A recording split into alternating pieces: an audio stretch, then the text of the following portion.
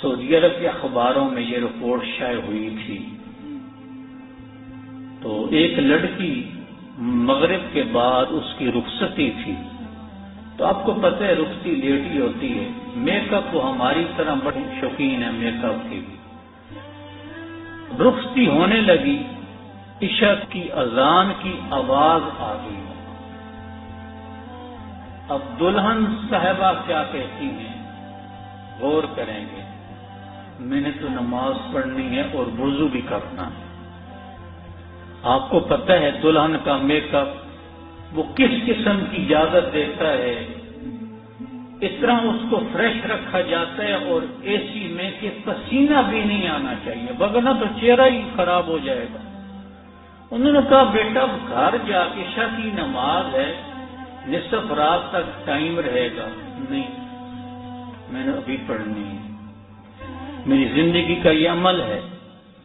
اللہ نے آواز دے دی ہے، نماز پڑھے بغیر میں نہیں جاؤں گی۔ آپ کو پتہ ہے پھر شادی حال میں دولہا اور دلہن کی اہمیت زیادہ ہوتی ہے، لوگوں کو ماننا پڑا۔ وضو کروایا، اس کے بعد وہ نماز پڑھنے لگی۔ خاتون کے لیے نماز لیٹ کرنا جائز ہے، عشاء کی نماز تو ویسے بھی لیٹ کر کے پڑھنے میں زیادہ ثواب ہے۔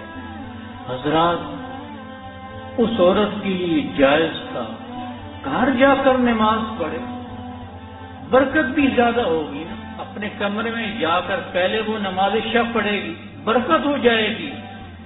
لیکن اللہ پاک یہ بتانا چاہتے تھے کہ میرے لیے پابند بن کے دکھاؤ، میرے لیے پابند بن کے دکھاؤ۔ اللہ تعالیٰ نے فرمایا جو لوگ پابند ہو جاتے ہیں تتنزل علیہم الملائکہ، جب موت کا وقت آتا ہے تو فرشتے آ جاتے ہیں، ہم آپ کو سنبھالیں۔ جب وہ اللہ تعالیٰ کی بندی نماز پڑھنے لگی، پہلی رکعت تمام کا یا بہا کا واقعہ ہے، پہلی رکعت کے سجدے میں تھی، اللہ تعالیٰ نے موت دے دی، اللہ تعالیٰ نے موت دے دی، اللہ تعالیٰ نے روح اپنی طرف قبض کر لی۔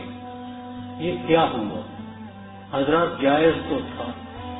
کبھی سنا ہے دلہن شادی حال میں سجدے کی حالت میں فوت ہوئی؟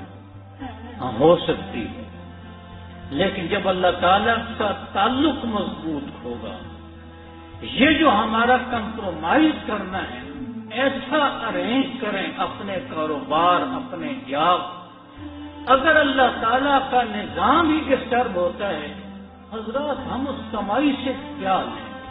ممکن ہے آپ کہیں کہ میرا دنیا سے واسطہ نہیں پڑا، دنیا سے میرا واسطہ ہے، اس میں کوئی شک نہیں ہے، میں سمجھتا ہوں، لیکن جب تک ہم اپنے معاملات اللہ کے سپرد نہیں کریں گے، اس وقت تک ہم کرامتیں نہیں دیکھ سکیں۔ یہ کرامتیں ہر مومن کا حصہ ہے، ہر مومن کا نصیبہ ہے، اگر اپنے ایمان پہ پختہ رہے۔